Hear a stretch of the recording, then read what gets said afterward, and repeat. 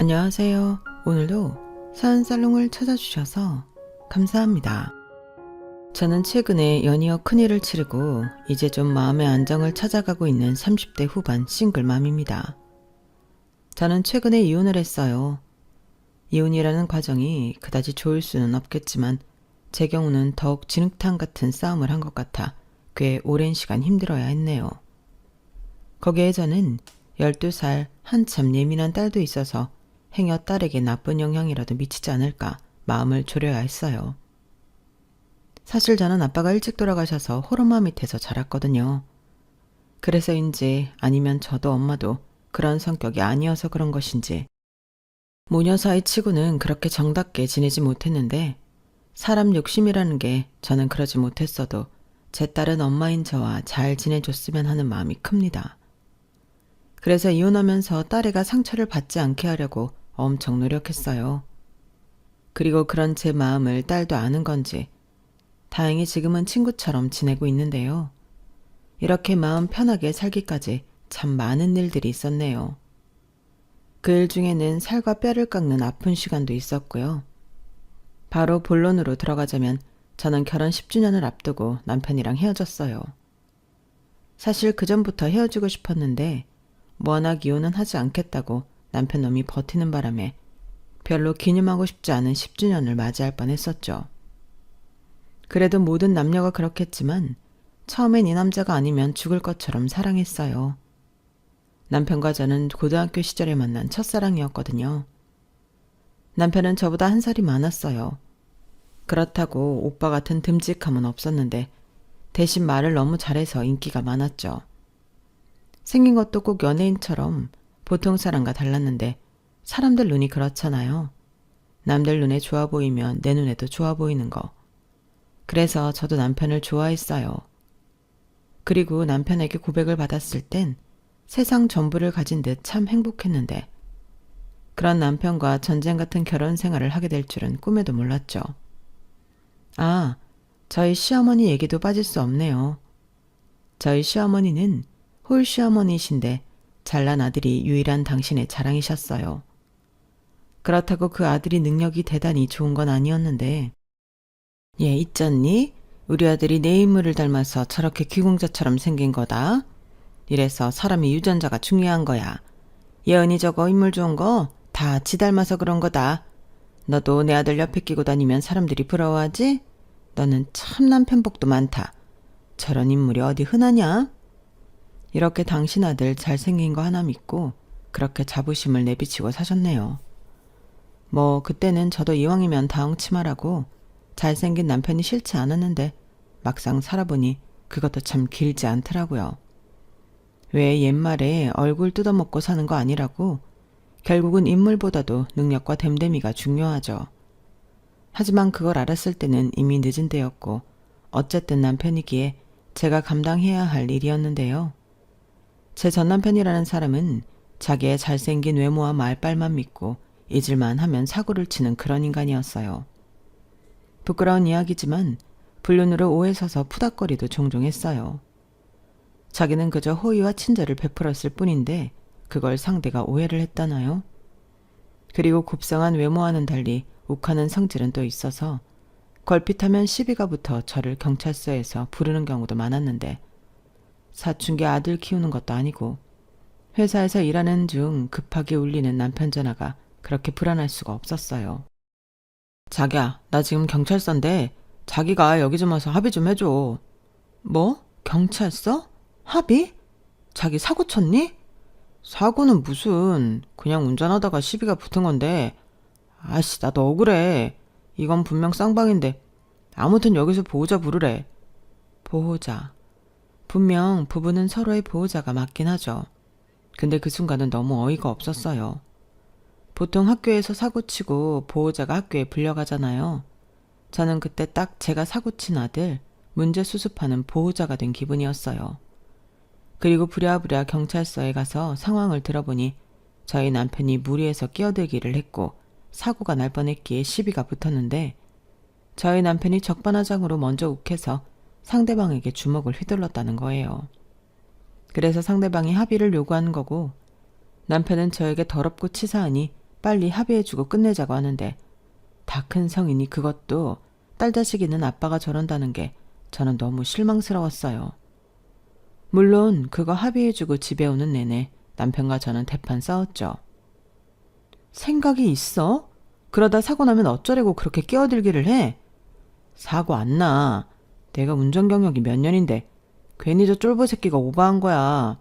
그래놓고 얼마나 매너 없이 사람한테 쌍욕을 했는 줄 알아? 언어폭력은 뭐 폭력이 아닌가? 그럼 그냥 자기도 말로 싸우지. 자기는 매너가 참 좋아서 주먹을 쓰냐? 사람 열받게 하는 걸 어떡해. 그 입을 확 이 주먹으로 막아버리고 싶었지. 나 오늘 엄청 중요한 계약 때문에 이동하는 거였단 말이야. 저 새끼가 일 키우는 바람에 다른 회사에 계약 넘어갔어. 내가 그러니 승질이 안 나? 그래도 그렇지. 성질 난다고 일을 이 지경으로 만들어? 자기가 애니? 내가 이렇게 될 줄 알았어. 지금 기분 더러운 건 나야. 요즘 왜 이렇게 되는 일이 없는지 얼마나 짜증나는 줄 알아? 그러니까 괜히 불난 집에 기름 붓지 마. 자기한테 화풀이 하고 싶지 않으니까. 저는 어른스럽지 못한 남편의 말과 행동에 한숨이 나왔어요. 그리고 설상가상으로 당신 아들이 경찰서에 다녀왔다는 사실을 안 시어머니는 입에 거품을 물며 뭐 그런 놈이 다 있냐며 더 성하셨는데요. 그 엄마의 그 아들이라고 데칼코마니가 따로 없었어요. 아니 뭐 그런 쌍놈의 자식이 다 있냐? 운전도 못하면서 차를 왜 끌어? 그래서 합의금은 얼마나 줬는데? 넌 그 돈을 순순하게 줬냐? 어머니, 제가 상대방 블랙박스 봤는데 예은 아빠가 잘못한 거 맞아요. 그렇게 깜빡이도 없이 들어가면 운전 미숙한 사람은 100% 박을 사고였다고요. 그럼 그냥 죄송하다고 좋게 말하고 갔으면 될 걸 싸움까지 해서 그냥 달라는 대로 적당하게 주고 왔어요. 아유, 너는 누구 편이냐? 오늘 그 재수없는 놈 때문에 내 아들이 손해보고 그것도 모자라서 경찰서까지 가고. 우리 아들 많이 놀랐지? 잘생긴 얼굴이 더 하얗게 질렸네. 저렇게 잘잘못도 따지지 않고 무조건 자기 아들만 감싸고 사니 정상적인 대화는 통하지 않았어요. 사실 결혼 전에는 저 정도인 줄은 몰랐거든요. 그냥 남편 없이 키운 아들 애지중지한다고만 생각했는데 그게 아니었죠. 그뿐만이 아니었어요. 남편은 자기 특기 살려 영업일을 하겠다고 하더니 이 회사 저 회사 옮겨다니며 3개월도 버티지 못했고 그놈의 한방 한탕 타령은 또 얼마나 하든지 매주 로또를 10만 원도 넘게 샀어요. 한 주에 희망이라나 뭐라나 하면서요. 하지만 운도 지질이 없는지 그 정도 샀으면 10,000원짜리 하나 될 만도 한데 그런 운도 없는 게 제 남편이란 놈이었죠. 그리고요. 결국엔 제가 우려했던 일이 벌어지고 말았는데요. 뭐?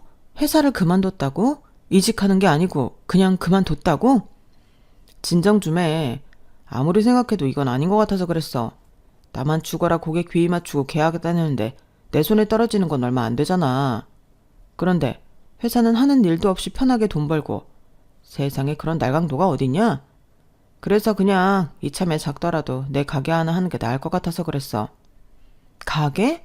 가게는 뭐 아무나 해? 요즘 힘들어서 있는 가게들도 다 접는 편이야. 자기는 왜 그렇게 대책이 없어? 자기 처자식 있는 사람이야. 자기 처지 잊었어? 알아. 그래서 뭐라고 하다고 벌버둥 치는 거잖아. 조금이라도 더 벌려고 애쓰는 거 자기 안 보여? 안 보여. 남들도 나도 다 힘들게 일해. 원래 돈 버는 일은 다 그런 거야. 근데 자기는 뭘 그렇게 쉬운 길만 찾아? 그렇게 돈 버는 게 쉬웠으면 다들 그렇게 살겠지. 그리고 나는 자기한테 뭐니? 어떻게 이런 큰일을 나한테 상의를 안 할 수가 있어? 상의를 뭐하러 하냐? 자기가 무슨 말 할지 뻔히 아는데. 그리고 내가 대책 없이 그런 것도 아니야. 나 벌써 가게 할 자리 다 보고 왔어. 자기 심야식당 드라마 알지? 나 그럼 마스터가 될 거야. 입소문하면 밤에만 잠깐 일하고 돈방석에 앉는 거라고. 내가 또 음식은 기깔나게 하잖아. 무슨 자신감인지. 아니, 저 인간은 평생을 그렇게 살았어요. 자기 애와 자신감으로 아주 똘똘 뭉쳐서는 자기는 뭐든 하면 된다고 생각했는데 아무것도 모르는 사람들은 남편이 긍정적이고 자신감이 넘쳐서 좋아 보인다고 했지만 제 눈엔 그저 무대뽀에 한심하게만 보였는데요. 일이 이 지경까지 왔는데 말해 뭐하나 싶어 저는 더 이상 말릴 생각도 하지 않았어요. 어차피 말려도 자기 마음대로 할 거라는 걸 모르지 않았으니까요. 좋아, 가게를 하든 말아먹든 알아서 해. 대신 나는 한 푼도 거기에 보탤 생각 없으니까 나한테 돈 얘기하지 마. 그리고 우리 사는 아파트도 건드릴 생각 하지도 말고. 각서 써. 수아나, 무슨 우리 사이에 각서까지 쓰라고 하냐. 이건 너무 정없다. 그리고 당장 계약하려면 장모님 도움 필요할 것 같은데. 야, 너 미쳤어? 자꾸 나 열받게 할래? 너는 왜 걸핏하면 우리 엄마 도움 받으려고 해? 우리 엄마가 뭐 너 아쉬울 때 손 벌리는 은행이야? 또 서방님한테 야, 너 하지. 자기는 하나만 꼭 그러더라. 그리고 내가 괜히 그래? 당장 현금 쥐고 있는 사람 내 주변에 장모님밖에 없는 걸 어떡하냐고. 사표까지 쓴 마당에 하는 일 없이 놀아? 자기도 그건 싫잖아. 지금 그걸 말이라고. 인간아, 왜 그러고 사냐? 그렇게 살면 안 쪽팔려? 쪽팔릴 게 뭐 있어. 사위도 자식이야. 자식이 부모한테 손 벌리는 게 쪽팔릴 일이냐? 그리고 내가 잘 되면 나는 뭐 가만히 있나? 당연히 우리 장모님 호강시켜드리지. 말이나 못하면. 그런데요, 누가 들으면 저희 엄마가 저런 사위라도 참 예뻐하는 줄 알 텐데요. 사실은 그 반대였어요. 진득하게 뭐라는 꼴을 보지 못해 늘 그걸 못마땅하게 생각하셨는데 남편은 무슨 긍정 마인드인지 그것도 자기를 사랑해서 그러는 걸로 알더라고요. 그리고 저희 엄마는 남편이 금전적인 도움을 요청하면 폭풍 잔소리 끝에 마지못해 돈을 빌려주시곤 했는데 아무 생각이 없는 남편과 달리 그럴 때면 저희 시어머니가 불만이 많았어요. 니네 엄마는 이왕 빌려주시는 거 좋게 주시면 될걸.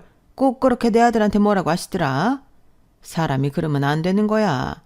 내 아들 도와주는 게 결국은 자기 딸 도와주는 건데 돈 좀 있다고 사람 무시하는 것도 아니고 내가 정말 속상해 죽겠어. 어머니, 저희 엄마 입장에서도 생각해 보세요. 사이라는 사람이 무슨 일이든 진득하게 하질 못하는데 그걸 도와줘야 하는 속은 뭐 편하겠어요? 문제는 얘은 아빠죠. 아니, 너는 왜 그렇게 말을 서운하게 하냐? 내 아들이 뭐가 문제야? 지도 지 식구들이랑 잘 살려고 그러는 건데. 너도 그래. 네 엄마가 그러면 네가 나서서 뭐라고 좀 해야지. 제가 왜요? 저도 저희 엄마지만 예은 아빠 그럴 때마다 창피해요. 항상 그렇지만 시어머니와의 대화는 늘 평행선을 달리는 것 같았어요. 아무리 자기 아들밖에 모른다고 하지만 어떻게 제 앞에서 저희 엄마 험담을 하실 수 있는 건지.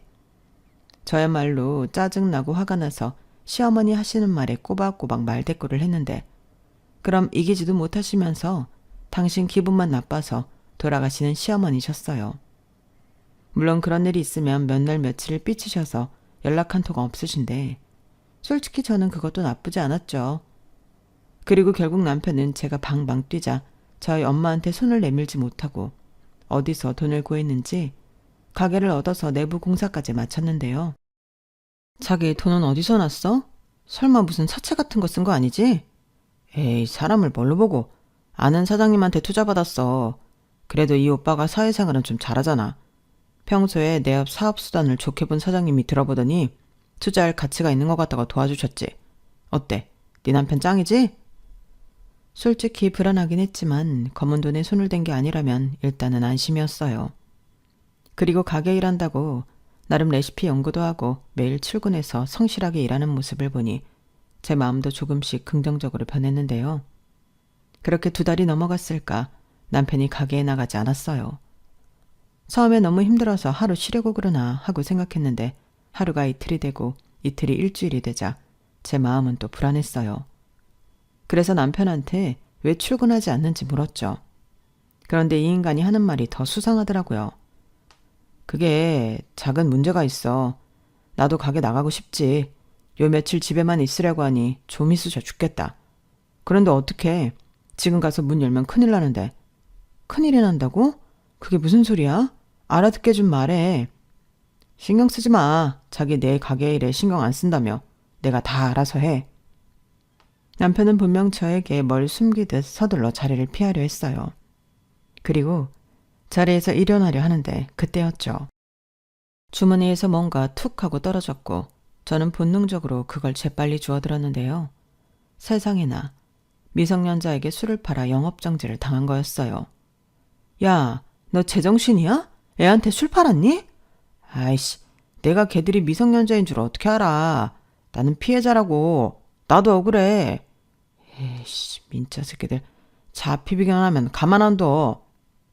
그럼 영업 정지 동안 가게 월세는 어떡할 거야? 여기서 이럴 게 아니라 대책을 세워야지. 내가 알아서 해. 여태 관심 없더니 자기는 괜히 그런다. 제가 괜히 그러겠어요?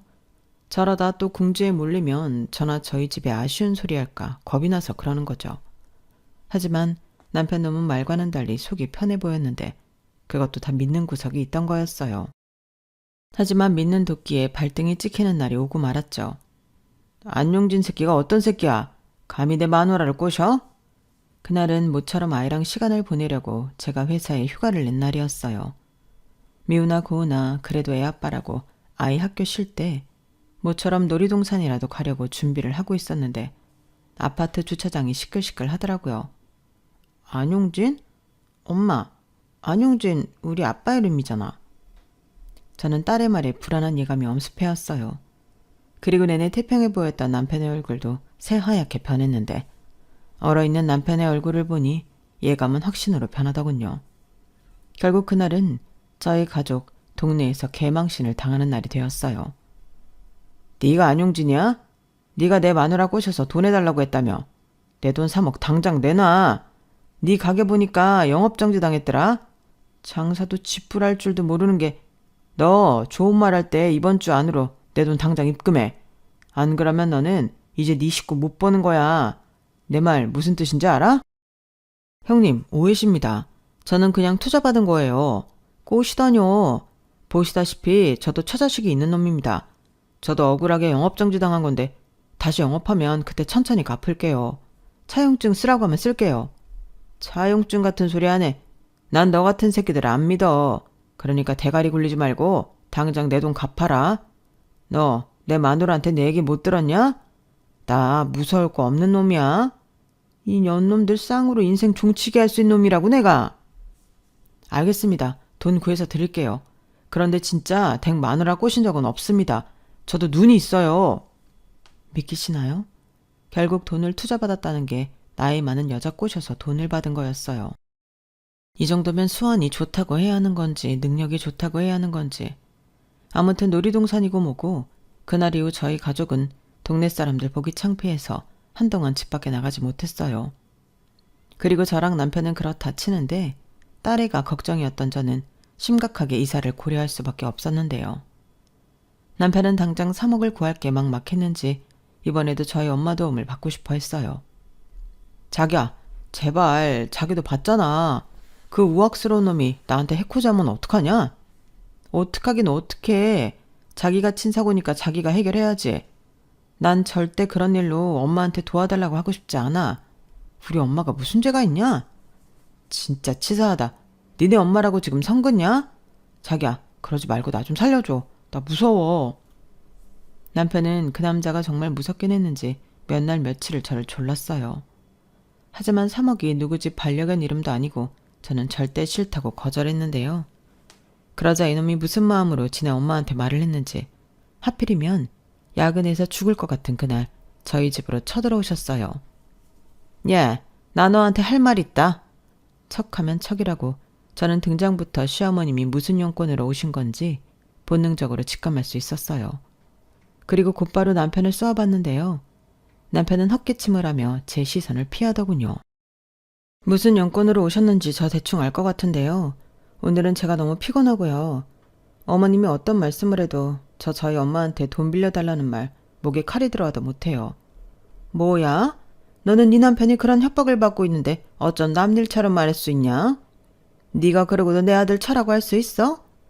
처면 남편 같지도 않은 게 치는 사고를 다 같이 감당해야 해요? 어머니도 어머니 아들이 친 사고 못 막아주시잖아요. 그런데 왜 저희 엄마가 낳지도 않는 남의 아들이 친 사고를 막아야 해요? 왜요? 어머, 얘 말하는 것 좀 봐. 사위도 자식이다. 그리고 나도 능력 있으면 당장 내줬지. 근데 네 엄마는 그럴 능력이 있잖아. 내가 지금 생판 남한테 도와달라고 하니? 차라리 생판 남이라고 생각 좀 해주시면 안 될까요? 저 솔직하게 그런 일까지 겪고 저 사람 꼴도 보기 싫어요. 예은이 생각해서 참는 거라고요. 아빠 없이 자라는 서러움 누구보다 제가 더 잘 아니까요. 겨우겨우 참고 있는 거라고요. 어머님도 아시죠? 저 사람 능력 없고 한심한 거. 저 인간 자기 아쉬울 때만 저희 엄마 찾지 평소엔 찾지도 않아요. 제가 친정 가서 밥이라도 먹고 오자고 하면 귀찮다고 하는 인간이라고요. 야, 내가 언제? 언제? 어버이날 우리 엄마 생신 자기 뭐 챙긴 적 있어? 예, 그야 사람이 바쁘면 깜빡할 수도 있는 거지. 그리고 그 얘기가 지금 왜 나오니? 지금 사람이 돈 때문에 사느냐 죽느냐 하는 판인데. 어머님도 그래요. 그렇게 저희 친정 도움 받고 싶어 하시면서 명절에 제가 친정 간다고 하면 눈에 쌍심지 켜시잖아요. 여자가 시집 오면 명절은 시댁에 있는 거라고 하시면서 제발 하나만 하시면 안 될까요? 사람들이 진짜 염치가 없어. 저는 한번 쏟아내기 시작하니 멈출 수가 없었어요. 그리고 제가 속사포처럼 말을 쏟아내자 순간 눈이 번쩍했는데 글쎄 남편 새끼가 제 말을 듣고 화가 났는지 제 얼굴에 손찌검을 했더라고요.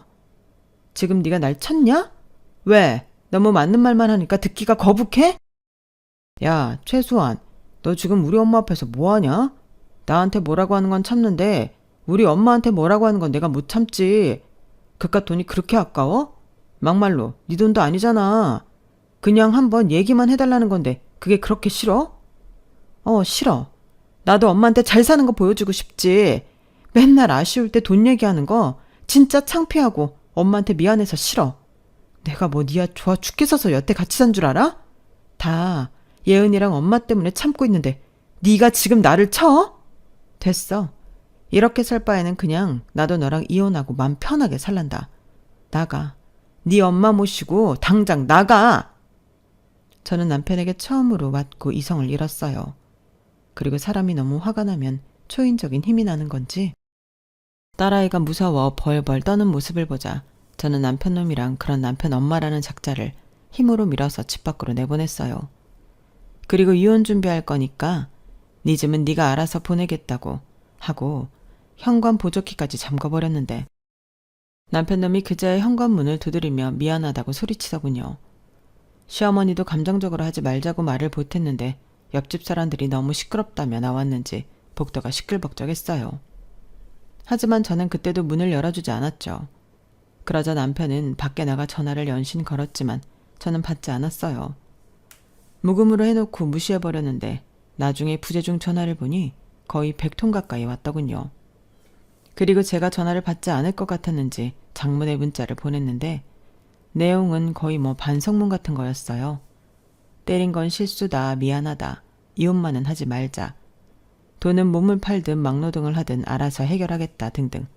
아니 사람이 참 나쁘지 않나요? 애당초 자기가 알아서 해결했으면 일이 이렇게까진 커지진 않았을 텐데 사람 잔뜩 열받게 하고 질리게 하고 야서야 알아서 하겠다니. 저는 그런 남편놈을 더는 봐주고 싶지 않았어요. 그게요. 남편과 시어머니를 집에서 내쫓듯 밀어내고 제가 너무 참고 산 세월이 억울해 좀 울었거든요. 그러자 딸애가 엄마 울지 마. 나는 아빠 없어도 돼. 엄마랑 둘이 살아도 돼. 하는데 더는 그런 인간을 아빠라고 제 딸 옆에 두고 싶지 않더군요.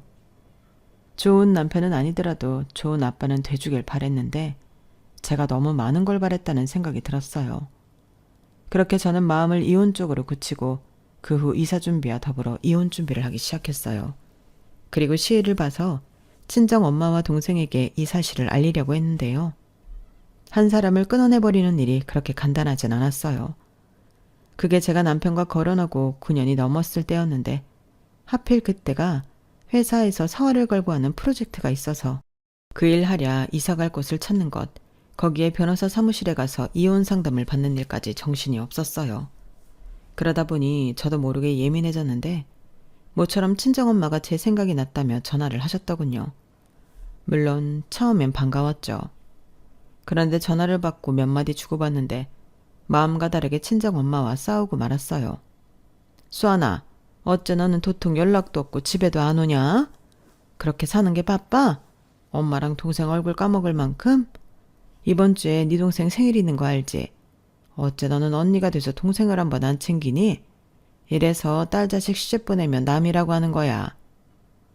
엄마는 말을 왜 그렇게 해? 내가 괜히 그래? 먹고 살려고 하니까 바빠서 그렇잖아. 내가 남이라고? 엄마는 수정이만 딸이야? 얘가 왜 이렇게 예민해? 엄마가 그냥 서운해서 하는 소리잖아. 엄마는 항상 그러더라. 엄마는 내가 얼마나 힘든지 모르지. 야, 요즘 안 힘든 사람 어딨어. 나도 힘들다. 넌 같이 사는 남편이라도 있지. 맞다. 네 남편 요즘 괜찮니? 요즘 도와달라는 연락도 없으니까 어째 내가 더 불안해. 그 사람은 뭐 맨날 사고만 쳐? 엄만 도대체 우릴 뭘로 보는 거야? 순간 왜 그런 말이 나왔는지 지금도 이해가 가지 않아요. 남편이 또 사고를 쳤고 그래서 이번엔 진짜 이혼할 생각이라고 말하면 됐을 건데 저는 언제처럼 엄마에게 예민하게 굴었어요. 그리고 엄마는 자기가 이번 건 말 실수한 거라면 미안하다고 사과를 하셨는데 잘못한 건 저잖아요. 그런데 솔직하지 못하면서 엄마한테 화만 나는 제가 너무 싫었어요. 그리고 한 가지, 모두가 다 알면서 방관한 부모가 언제까지고 내 옆을 있을 거라는 착각 속에 저는 엄마에게 언젠가는 제 마음을 모두 털어놓을 날이 있을 거라고 생각했어요. 이렇게나 빨리 엄마와 헤어지게 될 줄은 몰랐죠. 언니 어떡해? 엄마가 있잖아. 엄마가 뭐 왜 그러는데? 저는 밤늦게 딸애를 재우는데 제대로 말도 하지 못하는 동생 전화에 불현듯 좋지 않은 예감이 들었어요. 그래서 동생에게 더 뭐라고 했는데 핸드폰 너머로 들리던 동생이 믿지 못할 말은 저를 나락으로 빠뜨리고 말았어요. 엄마가 죽었어. 언니, 우리 어떡해? 언니. 저는 미친 듯이 병원으로 향했어요. 그리고 울고 있는 동생을 발견하고 곧장 엄마를 확인하러 갔는데 엄마는 발견 당시 이미 뺑소니 사고로 사망한 뒤였다고 경찰이 설명했죠. 그날이 엄마와 제가 통화하고 바로 다음 날이었는데 믿기지 않더군요. 사실 이 글을 쓰고 있는 지금도 저희 자매한테 엄마가 없다는 사실이 거짓말 같아요. 그리고 밀려오는 죄책감. 저는 엄마에게 너무 죄송해서 숨을 쉴 수 없을 만큼 괴로웠어요. 그리고 어떻게 치렀을지 모를 엄마의 장례식엔 남편도 모습을 드러냈는데 이혼을 준비하고 있는 마당인데도 같이 산 세월이 있어 그런가 남편은 얼굴을 보는데 눈물이 쏟아지더군요. 자기야, 이게 무슨 일이야? 우리 장모님이 왜? 나 이제 어떡해? 나 진짜 엄마한테 효도도 못했는데 우리 엄마가 저렇게 가면 나는 어떡해? 나 마지막에 엄마한테 너무 못되게 굴었어. 그게 마지막 전화였다고. 나 엄마한테 너무 미안해서 어떡해. 진정해 자기야. 자기도 몰랐잖아. 뺑소니범이 나쁜 거지. 자기가 왜 나빠? 내가 다 못나서 그래. 나 때문이야. 자기는 지금부터 아무것도 하지 마. 내가 다 알아서 할게. 처제는 어딨어? 처제도 지금 말이 아니지. 어떤 새끼야? 어떤 새끼가 우리 장모님한테 그랬대? 내가 그 새끼 잡으면 절대 가만두지 않을 거야. 그러니까 나만 믿어. 자기는 일단 밥도 먹고 눈 좀 붙이자. 얼굴이 이게 뭐야 속상하게. 예은이는 엄마가 보고 계셔. 참 아이러니하게도 사람 심리가 뭔지 모르겠지만 그 순간은 남편을 보니 그 와중에 마음이 놓였어요. 남편이 그 말이 위안이 되긴 하더라고요. 그리고 엄마의 저와 제 동생이 대신 자기가 잠도 자지 않으며 조문객 맞이하는 것부터 시작해 장례 절차가 이루어지는 내내 사위 노릇, 아니 아들 노릇을 하는데 고맙다는 생각이 들었어요. 이혼하겠다고 그렇게 일을 바득바득 깔아놓고 정작 너무 힘들 때는 남편이라고 저놈을 의지하고 있으니 제가 생각해도 제가 너무 간사하더군요. 그렇게 제 마음에도 변화가 오는 듯 싶었어요. 하지만 곧 저도 제정신을 차렸는데 그건 과해도 너무 과했던 시어머니의 등장부터 시작이었어요. 아유 어째? 우리 사돈이 이렇게 가면 안 되는데 이를 어쩌면 좋아. 예은 엄마야 너 괜찮니? 사돈처녀 이게 무슨 날벼락이야 글쎄. 아이고 사돈. 시어머니는 오자마자 폭풍 오열을 시작했어요. 빈소 바닥을 굴러가며 오열하시는데 모르는 사람이 보면 저희 엄마 친언니라고 해도 믿을 정도였죠. 그리고 저와 제 동생에게 이젠 자기가 저희 엄마 대신하겠다며 저희 자매를 품에 끌어안는데 뭔가 이상했어요. 원래 저희 시어머니가 그러신 분도 아니고 너무 오버하니까 오히려 불안한 마음이 고개를 들더라고요. 그리고 그 예감은 틀리지 않았죠. 지금 생각해도 너무 화가 나는데 실컷 맹연기 펼치던 시무는 조문객이 거의 다 빠질 때를 기다렸다가 저에게 슬쩍 이런 말을 하셨어요. 예은 엄마야, 비통한 일이지만 죽은 사람은 죽은 사람이고 산 사람은 살아야지. 그래도 네 엄마가 좋은 사람이긴 했나 보다. 조문객이 많이 든 거 보니 호상이야, 호상. 호상이라고요? 왜 또 눈에 힘을 주고 그러냐? 난 나쁜 뜻으로 말한 거 아니야. 나 따니는 생각해서 한 말이라고. 그리고 네 동생이랑 유산 정리는 어떻게 하기로 했니? 네? 유산 정리요? 이제 순서상 정리해야지. 아, 맞다. 사망보험금은 얼마 정도 나오려나? 사돈 처녀가 시집을 가지 않아서 혹시 수익자가 네 동생은 아니지? 어머니! 깜짝이야. 네 동생 듣겠다. 너 내 말 똑똑히 들어라. 부모 있을 때야 형제고 자매지. 부모 없으면 남편이랑 시부모가 가족이야. 네가 그래도 장녀인데 한 푼이라도 더 챙겨야지. 그래서 하는 말인데 사망보험금 나오면 바로 내 계좌에 입금해라. 네가 나 줘버렸다고 하면 네 동생이 어쩔 거야? 그거였어요? 여기 오신 목적이? 아니 뭐 겸사겸사지. 이런 말이 좀 그렇긴 한데 지금 딱 타이밍이 좋아. 내가 용한데 가서 점을 봤는데 올 하반기에 우리 용진한테 대운이 들어온단다. 그래서 그런지 내 친구가 이번에 투자 사업을 하는데 벌써 수익이 10배나 났대. 이번에 특별히 두 자리가 나서 나랑 용진이가 해보려고. 대운이요? 투자 사업이요? 너도 삐딱하게 보지 말고 결국 잘 되면 너도 좋잖니. 떵떵거리고 살면서 우리 예언이도 남부럽지 않게 키울 수 있잖아. 그 뭐냐, 유학도 보내고 그리고 니들 둘째 안 가져? 너도 다니는 회사 때려치우고 편하게 살 수 있다고. 그래 자기야, 내가 다 알아봤는데 이번 건 진짜 확실해. 돈만 있으면 무조건 버는 사업이야. 원래 진짜 부자는 자기가 직접 일 안 하는 거 알지? 돈이 돈을 부르고 그 돈이 또 돈을 부르는 거지. 우리 부자 되는 건 일도 아니야. 부자 같은 소리 하네. 그렇게 말아먹고도 정신을 못 차렸구나. 그렇게 편하게 돈 벌 것 같음 다 그거 하지. 아니, 나부터 소개하지 않을 것 같은데 내가 그거 다 벌고 싶지. 왜 남한테 같이 하자고 그래, 아깝게. 이번엔 또 무슨 사기를 당하려고 그러는지 모르겠지만 꿈 깨.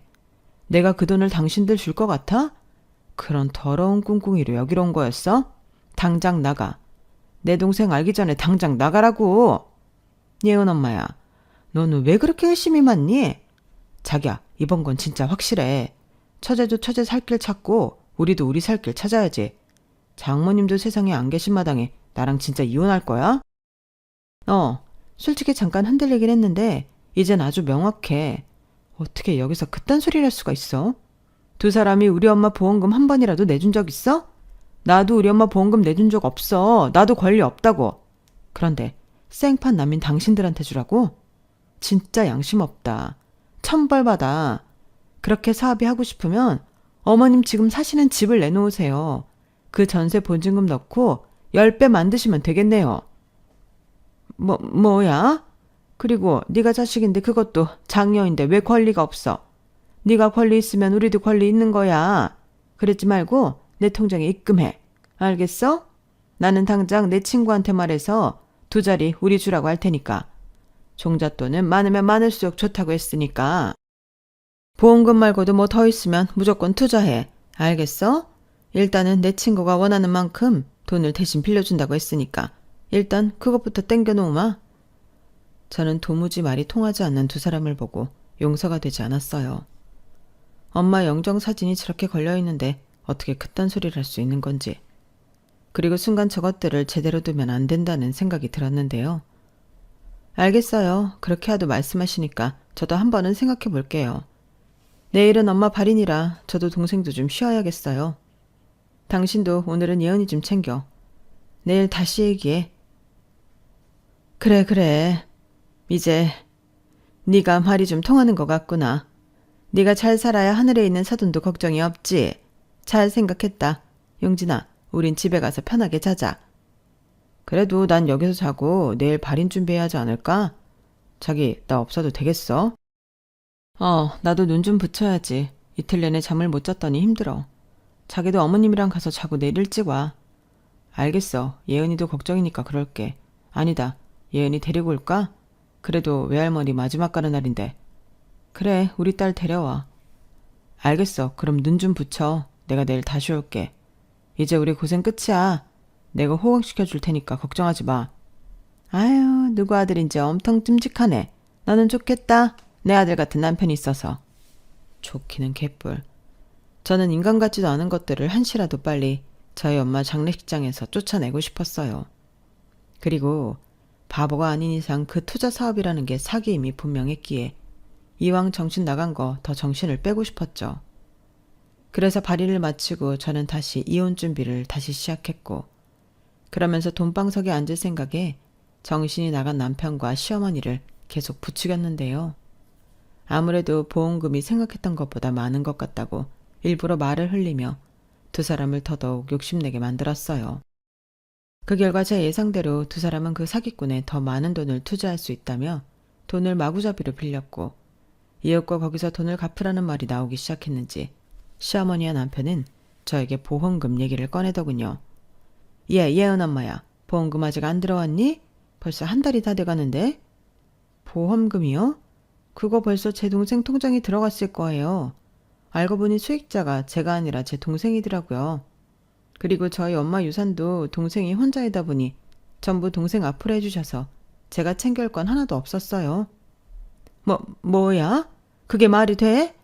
아니, 자식이 둘인데 어떻게 네 동생한테만 그럴 수 있어? 니네 엄마 정말 웃긴다. 그렇죠? 근데 어쩌겠어요. 아파트도 결혼할 때 미리 받았고 어머니 아들이 사고 칠 때마다 저희 엄마가 돈으로 메꿔주신 게 한두 푼이 아닌데 저도 억울하지만 달리 할 말이 없죠. 이미 인감 찍어줘서 지금은 전부 동생 앞으로 다 넘어갔을 거예요. 자기야, 인감을 찍어줬다고? 아니, 왜 그런 걸 나랑 상의도 없이 그랬어?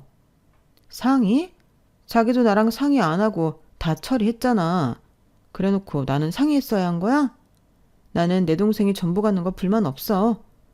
얘 말하는 것 좀 봐. 그럼 우린 어쩌라고? 너 믿고 투자금 땡긴 우리는 어쩌라고? 자기야, 지금 아무렇지 않게 말할 때가 아니야. 엄마랑 나까지 지금 빌린 돈만 10억 가까이 된다고? 어머, 10억? 세상에나, 그렇게 큰 돈을 어떻게 마련해. 큰일 났네. 뭐야? 너 일부러 그랬지? 얘 태도 보니까 우리 물먹이라고 일부러 그랬네. 힘망할 년. 너 이 아파트라도 팔아. 이거 팔면 그래도 얼추 나오잖아. 어쩌죠? 저 이미 아파트도 팔았어요. 잘 됐네. 자기도 짐 싸서 어머님 댁으로 가. 그리고 조만간 어머님 집으로 이혼 소장 갈 거니까 거기에 사인만 해서 다시 보내주고. 지금 나랑 장난해? 이 집을 누구 마음대로 팔아? 이혼을 하자고? 그럼 이 집의 절반은 내 몫인데 왜 네 맘대로 팔고 지랄이야? 네 몫? 웃기고 자빠졌네. 결혼 생활 10년 가까이 네가 한 일이 얼마나 되니? 거의 내가 번 돈으로 먹고 살았잖아. 그렇다고 육아를 도와줬어? 집안일을 도왔어. 쥐뿔 한 것도 없으면서 넘벌꼴 넘봐. 네가 나한테 그런 말을 할 처지가 되니? 걸핏하면 사고 쳐서 경찰서 불려가고 합의금 물게 하고 나한테 위자료 줄 생각이나 해. 난 할 수 있는 최선을 할 거니까. 아, 그리고 내 탓할까봐 말해두는데 잘 생각해봐. 난 보험금 든다고 한 적 없다. 한번 생각해본다고 했지. 그러니 생사람은 잡지 않았으면 좋겠네. 야! 희년, 이 못된 년? 너 처음부터 이럴 작정이었지? 그래서 일부러 우리가 돈 더 빌리게 하려고 한 거잖아. 너 아파트 판도 내놔. 당장 내놔. 우리 그 돈 해결 못하면 큰일 나. 제가 왜요? 그렇게 자기 처지도 모르고 왜 그렇게 욕심을 부리세요? 저 사람이 저 모양인 건 다 어머니 때문이에요. 어머님이 아들 잘못 키우셔서 이 모양 이 꼴이신 거라고요. 이 사람이 거지도 아니고 왜 그렇게 살아요? 쪽팔린 줄 아세요? 야, 알겠으니까 우리 인간적으로 돈만 좀 나누자. 나 진짜 한 번도 없어. 나 예은이 아빠잖아. 네가 나 아파트 판 돈의 절반만 주면 순순하게 이혼해줄게. 그럼 피차 윈윈 아닌가? 윈윈 같은 소리 하네. 널 만나서 결혼한 순간 내 인생은 나락이었어. 그리고 그 입에 예은이 팔지 마. 예은이가 그러더라. 아빠 싫다고. 아빠랑 같이 안 살아도 된대. 세상에 얼마나 한심하면 자식한테까지 버림을 받냐? 내 집에서 당장 꺼져. 안 그러면 경찰 부를 거니까. 경찰? 그래, 불러. 이렇게 된 거 이판사판이지. 너 돈 내놓지 않으면 오늘 내 손에 죽을 줄 알아. 그날 혈투라는 단어가 어울릴 정도로 모자가 한편이 되어 저는 몸싸움을 했어요. 저는 거의 방어만 했는데 그러면서 경찰에 신고를 했죠. 다행히 경찰들이 빨리 출동을 해서 싸움은 길지 않았는데 경찰 신고와 병원 진단서까지 소중한 증거가 되어 저의 이혼을 도와준 셈이 되었네요.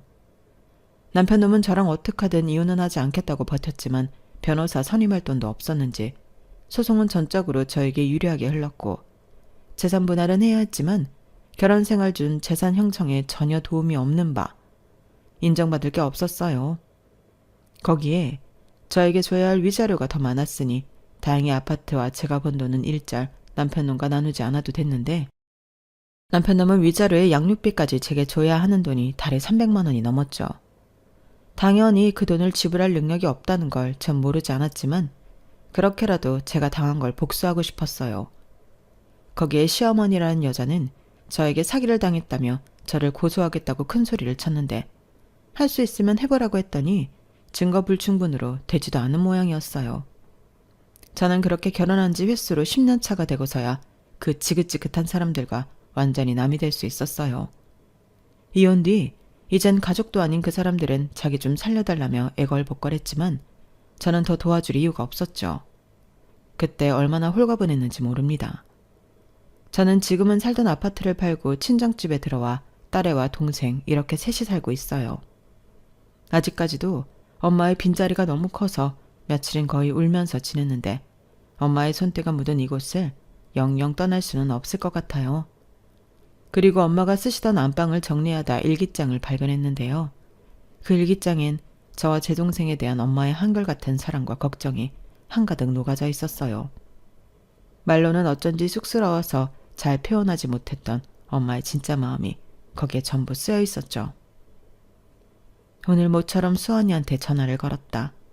목소리를 듣고 너무 반가웠는데 마음과 달리 툴툴거리는 말이 나가서 수환이가 화를 냈다.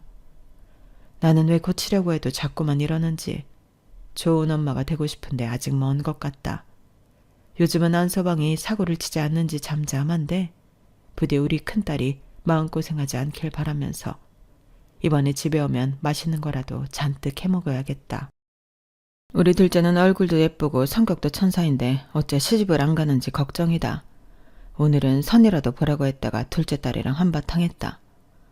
혹 내가 혼자 남을까 걱정돼서 그러는 것 같은데 그 마음이 고마우면서도 짜증을 냈다. 난 정말 빵점짜리 엄마다. 저와 동생은 엄마의 일기장을 보고 알았어요. 엄마 당신은 자기를 항상 부족한 엄마라고 자책했지만 사실은 늘 저희를 걱정하고 사랑한 100점짜리 엄마라는 걸요. 그런 엄마 밑에서 자랐기에 이렇게 우리가 무탈하게 살 수 있었다는 걸 뒤늦게 알았는데 이젠 더 이상 그런 엄마가 우리 곁에 없다는 게 아직도 믿기지 않습니다. 아마 엄마의 빈자리를 채우려면 아주 많은 시간이 필요할 것 같아요. 그리고 저 역시 엄마이기에 저희 딸에게 저희 엄마 같은 좋은 엄마가 되어주고 싶은데 그러기 위해서는 제가 더 열심히 그리고 행복하게 살아야 한다고 생각합니다. 고맙게도 동생이 많이 도와줘서 딸아이도 아빠의 빈자리 따위 느끼지 못하는 것 같아요. 이모랑 사이가 어찌나 좋은지 제가 바쁠 때면 둘이 나가서 외식도 하고 영화도 보고 들어와 놀고 있는데 그 모습을 보면 괜히 가슴이 뭉클해집니다. 이혼 후 남편놈과 시어머니에 대한 소식은 전혀 모르고 있어요. 뭐 알려면 알 수는 있는데 굳이 엮이고 싶지 않아서 관심을 끄고 살고 있습니다. 왜 사람은 변하지 않는다고 하잖아요. 아마도 남편놈과 시어머니였던 그 여자는 앞으로도 자기들이 살아온 거지 같은 방식으로 남은 날을 살지 않을까 생각합니다. 그렇다고 제가 받을 것까지 포기하면서 산다는 건 아니에요. 지금이야 받을 수 있는 게 하나도 없어서 관심을 끄고 있을 뿐 저도 끝까지 받을 건 받을 생각입니다. 자그마치 10년인데 저도 똑같이 갚아줘야죠. 제가 좀 치사한가요? 저는 그렇게 생각하지 않는데 제가 아직은 마음이 그렇게 너그럽지는 못한가 봅니다. 눈에는 눈, 이에는 이죠. 그리고 하늘에 계신 엄마가 더는 저와 제 동생을 걱정하지 않도록 둘이 똘똘 뭉쳐서 이 세상 잘 살고 싶은데요. 언젠가 제 동생이 진짜 좋은 인연을 만나 시집을 가게 된다면 제가 엄마 대신 그 역할을 잘해주고 싶어요. 제 동생 정말 착하고 예쁜 아이거든요. 유산 정리도 제대로 하지 못하고 떠난 엄마였는데 제 동생이 언니가 조카도 있고 고생이 많다며 저에게 대부분의 유산을 넘기려 했던 아이였어요. 물론 받지 않았죠. 자매가 똑같이 그냥 이름만 올렸을 뿐. 저희는 아직 그게 저희 것이 아닌 엄마 거 같거든요. 어쩌면 그 유산들은 동생이 시집을 가기 전까진 그냥 그대로 될 것 같습니다. 전 이미 엄마에게 많은 것을 받았으니까요. 제 얘기는 여기까지예요. 제 얘기 들어주셔서 대단히 감사합니다. 항상 건강하시고 좋은 사람들만 가득한 인생이 되시게 진심으로 기도하겠습니다. 그럼 늘 편안하세요. 고맙습니다. 여러분, 사연 댓글에 응원과 현명한 조언 부탁드려요. 좋아요와 구독은 저에게 큰 힘이 됩니다. 오늘도 좋은 일 가득하세요.